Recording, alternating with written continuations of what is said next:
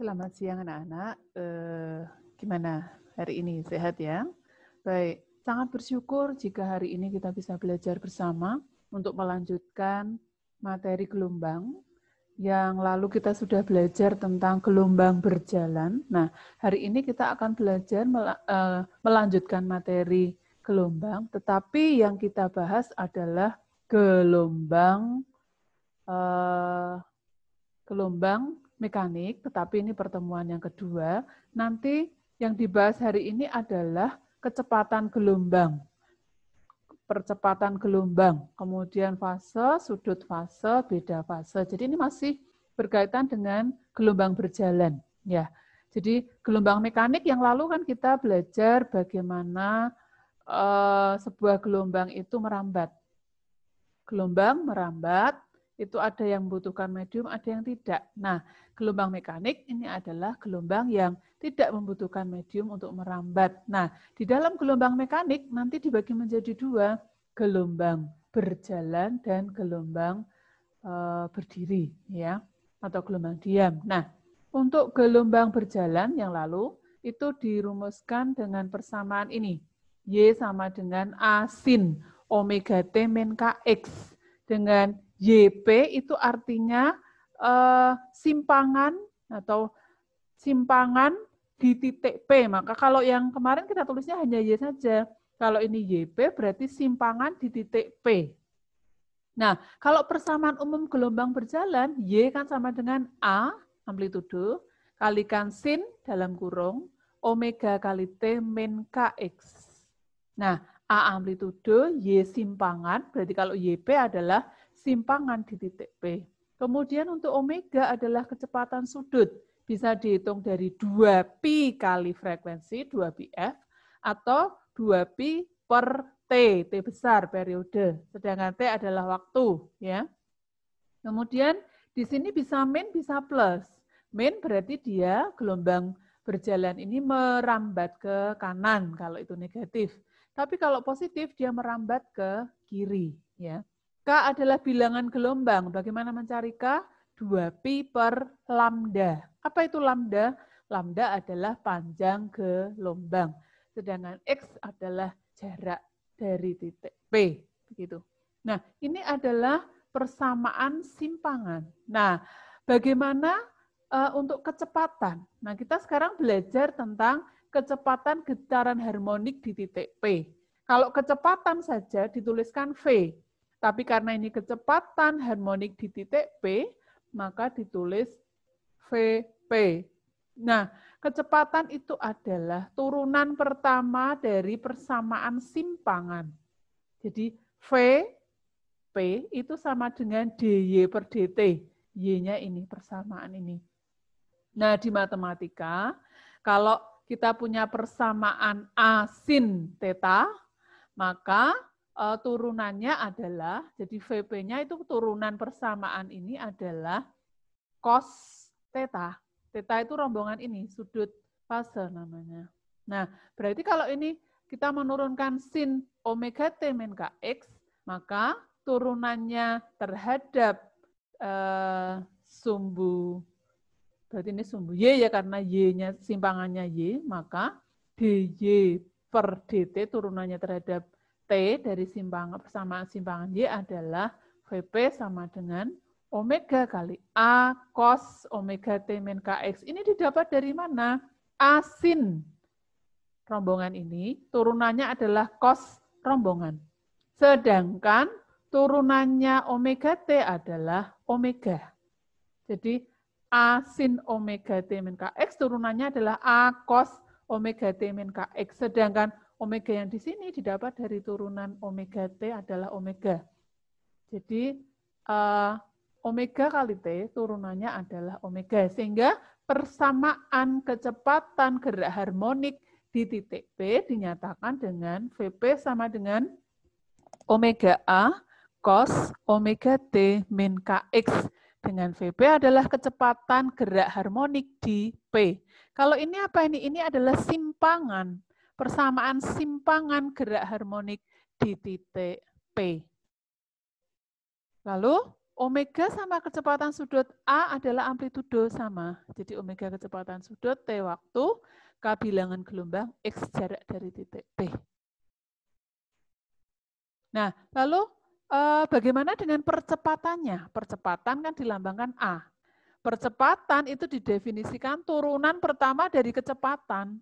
Nah, persamaan kecepatan di titik P tadi kita dapat di slide sebelumnya adalah omega kali A cos omega T min Kx.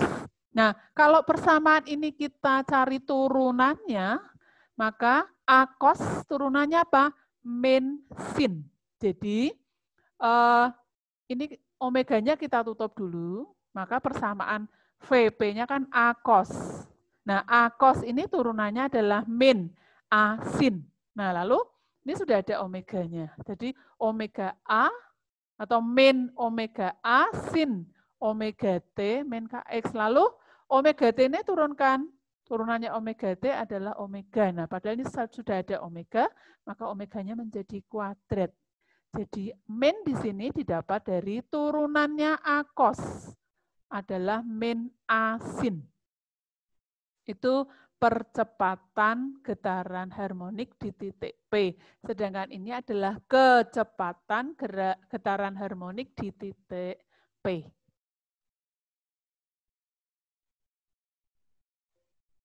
Nah, kalau kita misalnya mau mencari hubungan antara percepatan dengan simpangan. Nah, kita kembali ke persamaan ini.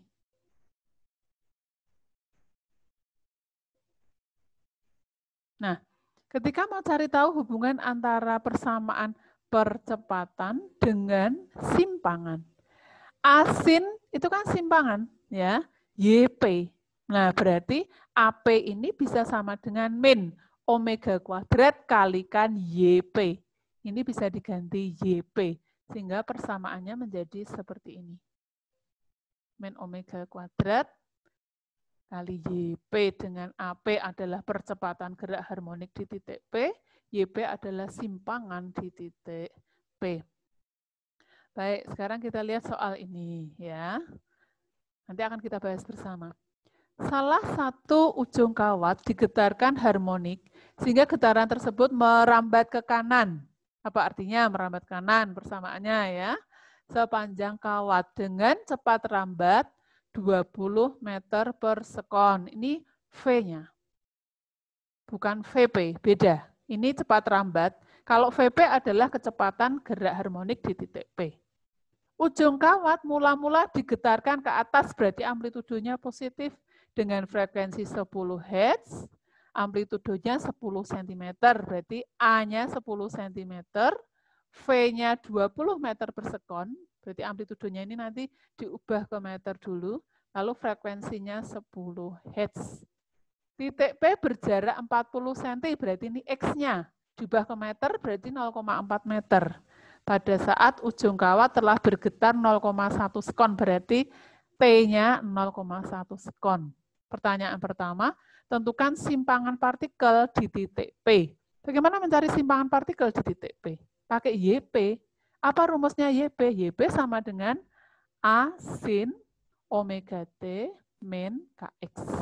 Nah, A ada amplitudonya, ya. Sin omega mencarinya 2pi kali F, ya kan? K mencarinya 2pi per lambda. Lambdanya bisa dihitung dari V itu lambda kali F. Lambdanya bisa dihitung. Nah, kalau omega diketahui, kemudian K diketahui, T dan X ada, maka simpangan partikel di titik P bisa dihitung. Kemudian kecepatan partikel di titik P, berarti VP. Bagaimana mencari VP? VP adalah omega A kalikan cos omega T min Kx. Ini bisa dihitung untuk persamaan ini. Yang berikutnya cari percepatan partikel di titik P. Bagaimana? Mencari AP. Mencarinya adalah min omega kuadrat kali A sin omega T min Kx. Untuk contoh pertama, dengan penjelasan saya kira Anda bisa mengerjakan. Ya. Berikutnya, saya lanjutkan untuk istilah sudut fase, dan beda fase gelombang berjalan. Pengertiannya, kita lihat dulu. Ini kan simpangan gelombang berjalan, persamaan simpangan gelombang berjalan di titik P. Nah, omega itu kan bisa diganti 2pi per T atau 2pi F. Ya. Ini omega saya ganti 2pi per T. K saya ganti 2pi per lambda, maka 2pi-nya bisa keluar. Persamaan ini akan menjadi YP sama dengan asin omega 2pi dalam kurung T kecil per T besar min X per lambda. Karena 2pi per lambda adalah K, 2pi per T adalah omega. Ya. Nah, berikutnya pengertian sudut fase. Yang disebut sudut fase itu sebenarnya ini, semua di dalam kurung ini disebut sudut fase. Nah, sehingga bisa dituliskan juga sudut fase itu diberi lambang theta. Theta itu omega T min Kx. Atau theta itu bisa 2pi dalam kurung T kecil per T besar min X per lambda. Nah, jadi theta-nya tadi bisa diganti ini ya, 2pi dalam kurung T kecil per T besar min X per lambda. Nah, ini di dalam kurung ini disebut dengan fase. Lambangnya seperti ini, bacanya psi, PSI, psi. Ya, ini psi. Psi berarti T kecil per T besar min X per lambda. Jadi psi adalah ini. Ini disebut dengan fase. Theta P disebut dengan sudut fase. Lalu psi ini adalah fase di titik P. Nah, sekarang apa yang disebut beda fase? Jadi ini gambar sebuah gelombang, ya. Ada bukit, ada lembah. Kalau 1 lambda berarti jarak ini namanya 1 lambda, ya. Atau dari puncak ke puncak ini 1 lambda, ya. Nah, ada 2 X di sini. X1 berarti dilihat dari 0 sampai dengan titik A. Lalu kita mengamati titik yang kedua. Jadi titik pertama kita amati A, jaraknya adalah X1 dari 0. Dari 0,0 ya.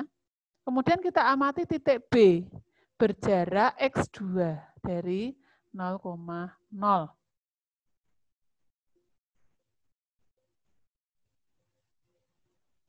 Nah, pada saat O bergetar T sekon, titik A memiliki fase ini.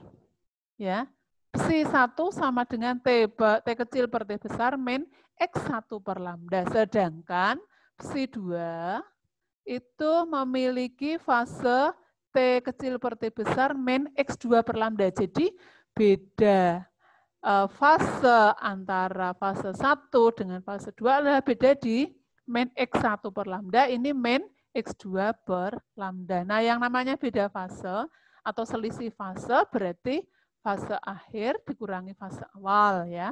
Atau ini delta psi bisa dituliskan psi pertama dikurangi dengan psi kedua. Psi kedua. Sehingga ketemu persamaan ini.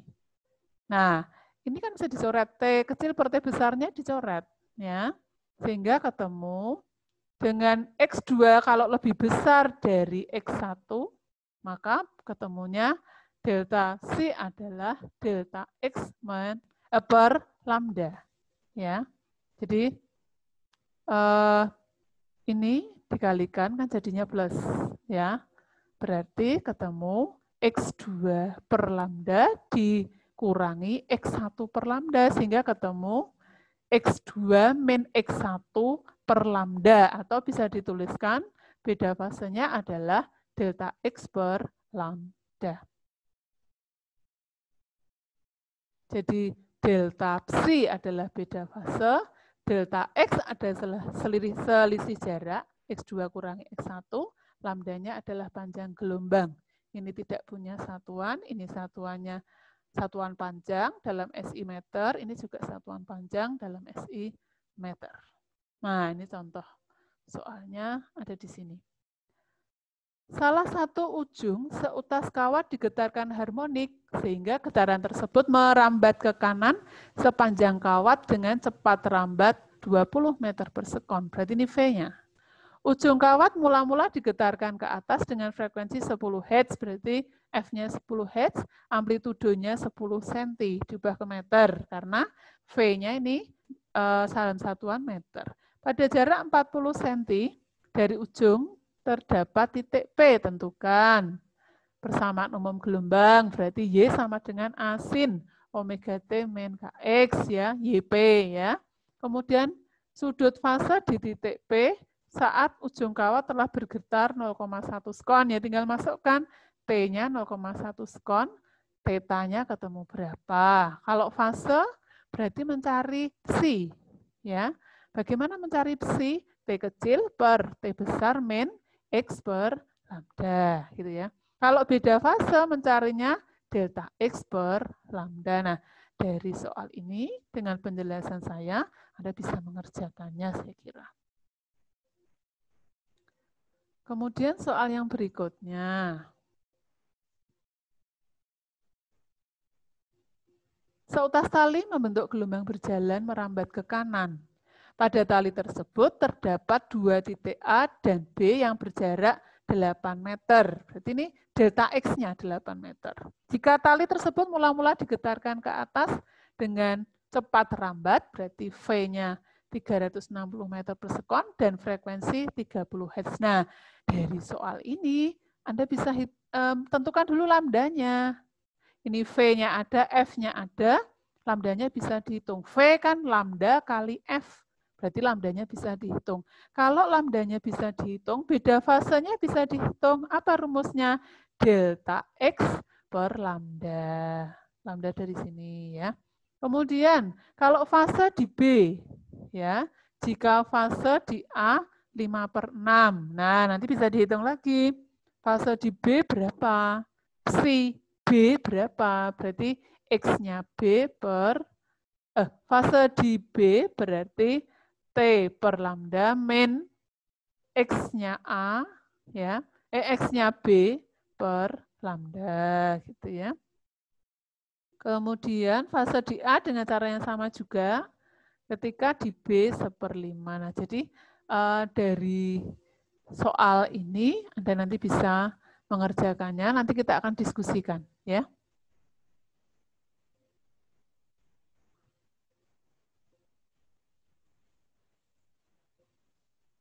Ya, ini soal yang ketiga.